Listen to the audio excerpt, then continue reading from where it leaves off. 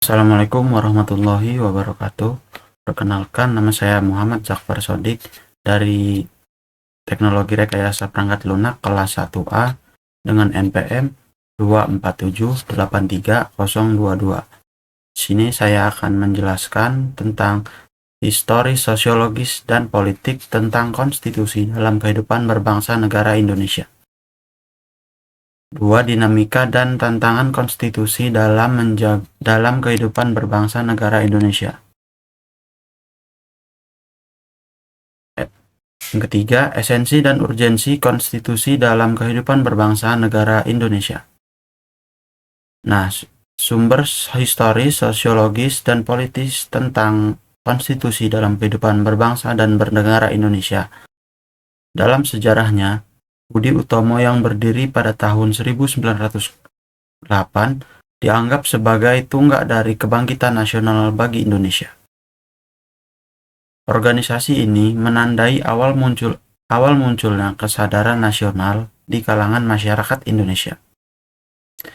Meskipun istilah Indonesia belum digunakan pada saat itu, pasca berdirinya Budi Utomo muncul pula berbagai organisasi pergerakan nasional lainnya, seperti Syariat Islam, Muhammadiyah, Partai Indis, PSII, PKI, NU, dan lain-lain, yang bertujuan untuk mengakhiri penjajahan Belanda dan mengantarkan Indonesia merdeka pada 17 Agustus tahun 1945. Secara sosiologis, Profesor Nina Lubis menyatakan bahwa pada masa lalu musuh negara seringkali diartikan secara jelas sebagai penjajah yang menghalangi upaya mencapai keadilan dan kesetaraan kemanusiaan bagi seluruh warga negara.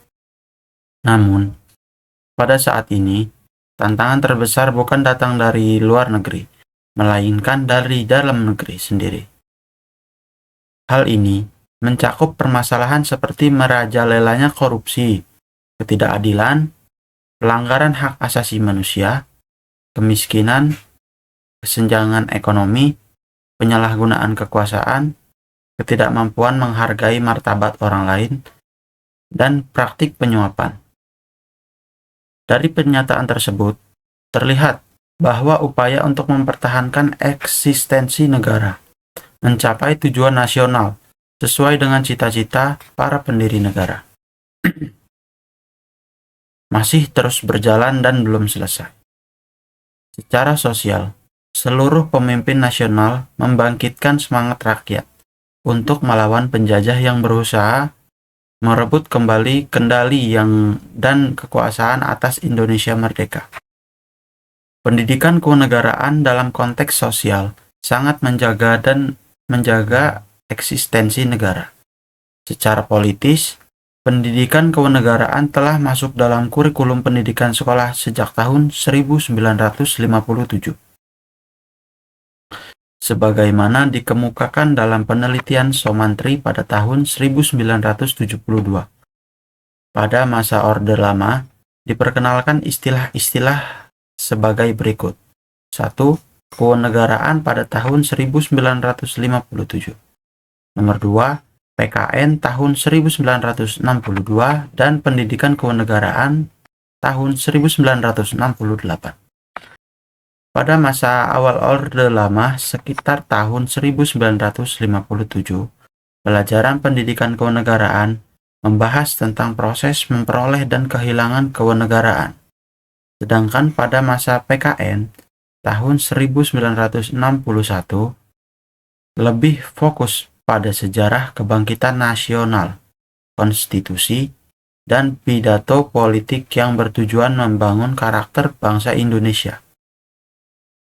Pada masa Orde Baru, diperkenalkan kurikulum 1968 yang memasukkan mata pelajaran pendidikan kewarganegaraan sebagai bagian yang tidak terpisahkan. Yang kedua, ada dinamika dan tantangan konstitusi dalam kehidupan berbangsa dan bernegara di Indonesia. Seiring berjalannya waktu, terjadi perubahan signifikan pada struktur pemerintahan Indonesia, sejalan dengan amandemen konstitusi yang diterapkan. Contohnya adalah krisis moneter yang parah pada pertengahan tahun 1977 yang mengakibatkan lonjakan harga secara drastis, depresiasi nilai tukar rupiah, dan keadaan semakin memburuk. Ketidakpercayaan masyarakat terhadap pemerintah memicu kerusuhan di Jakarta dan sekitarnya. Situasi yang tidak terkendali ini akhirnya memaksa Presiden Soeharto mengundurkan diri dari jabatannya pada tanggal 21 Mei tahun 1988. Pada tahun 1988, dimulailah era reformasi di mana masyarakat mulai menuntut perubahan dengan cara modernisasi Undang-Undang Dasar 1945. Nomor 2, menghapus doktrin duifungsi ABRI. Yang ketiga, mengutamakan supremasi hukum, menghormati hak asasi manusia, dan memberantas KKN.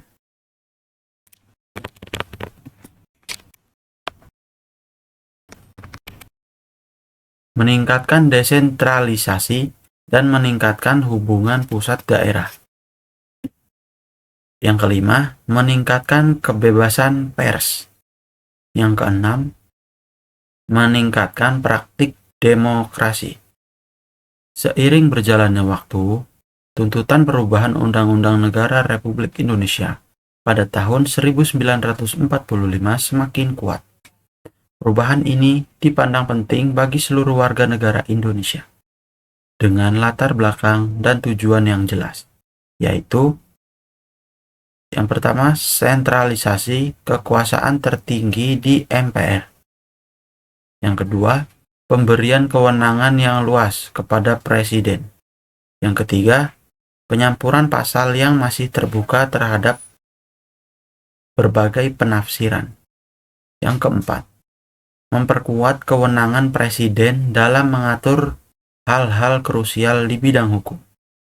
Tujuannya adalah untuk meningkatkan struktur pemerintahan negara Indonesia untuk otonomi rakyat, untuk hak asasi manusia, dan distribusi kekuasaan, kesejahteraan masyarakat, adanya negara yang berdasarkan demokrasi dan hukum.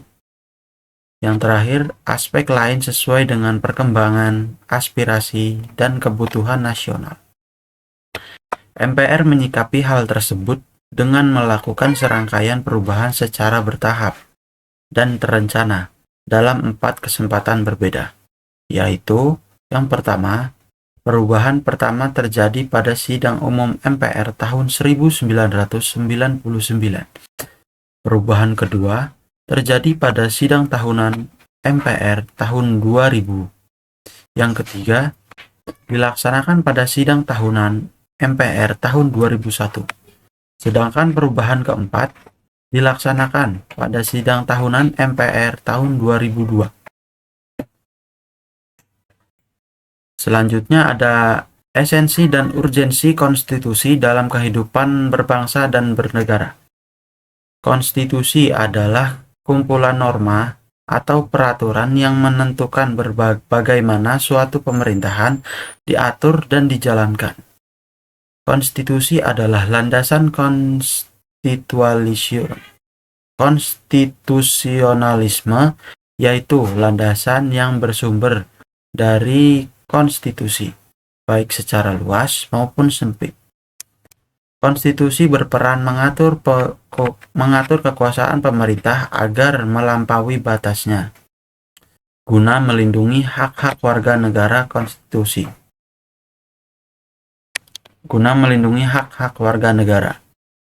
Yang ketiga, konstitusi berfungsi untuk mengatur dan mengendalikan kekuasaan pemerintah agar tidak membebani rakyatnya, memberikan kerangka hukum bagi perubahan sosial yang diinginkan pada tahap selanjutnya.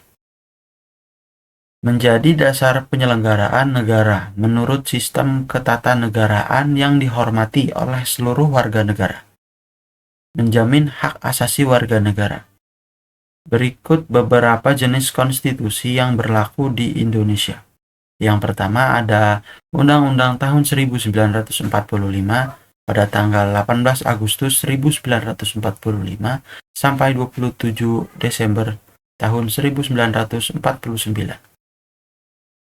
Yang kedua ada Undang-Undang RIS 1949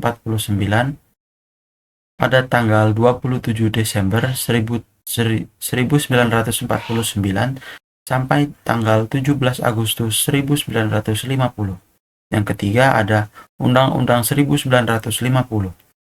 pada tanggal 17 Agustus 1950 sampai 5 Juli 1959.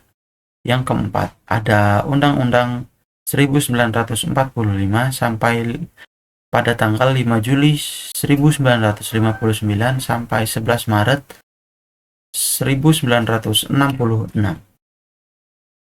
Yang kelima, ada Undang-Undang Dasar 1945 setelah amandemen pada tanggal 19 Oktober 1999 sampai dengan sekarang. Selain itu, terdapat beberapa jenis konstitusi berdasarkan ciri-cirinya. Yang pertama, konstitusi tertulis dan konstitusi tidak tertulis. Yang kedua, konstitusi yang fleksibel dan kaku. Yang ketiga, konstitusi tertinggi dan non-tertinggi. Yang keempat, konstitusi federal dan kesatuan. Yang kelima, konstitusi presidensial dan parlementer. Tujuan konstitusi Indonesia dapat dibagi menjadi 3 kategori utama.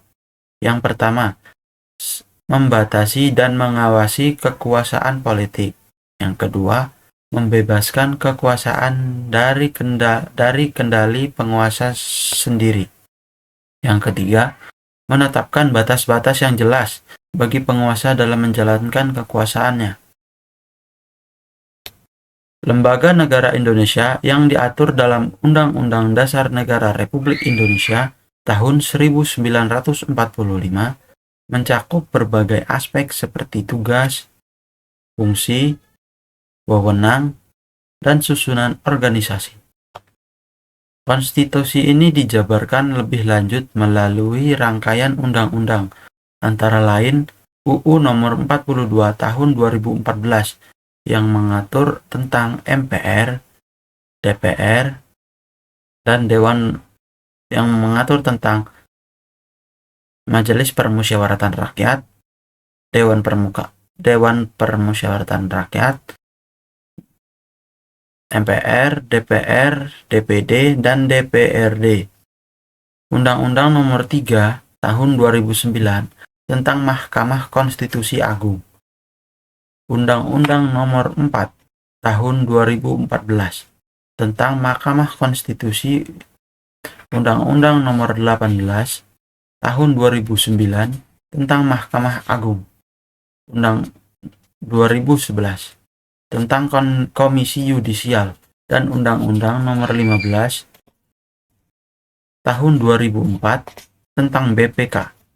Dalam konteks struktur politik Indonesia yang tinggi, terdapat 10 kekuasaan utama, antara lain MPR, DPR, DPD, Presiden, dan Wakil Presiden, Mahkamah Agung, Mahkamah Konstitusi, Komisi Yudisial, dan Badan Pemeriksa Keuangan.